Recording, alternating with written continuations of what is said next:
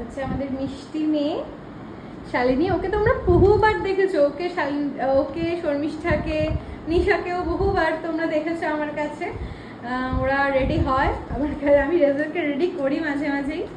তো চলো স্টুডেন্ট এক্সামে শুনে নিই ওর কেমন লাগলো আমার স্টুডেন্টের কাছ থেকে সেজে আজকে।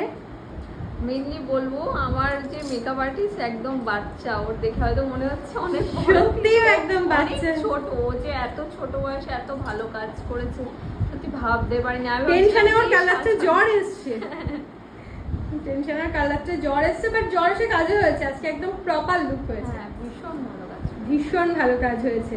বল তোর কেমন লাগলো বল। তাই আমার তো খুবই ভালো লেগেছে। দিদি তো বলেই দিল টেনশনে জ্বর এসে গেছে, হ্যাঁ। তাও যতটা চেষ্টা করেছে ভালো করার।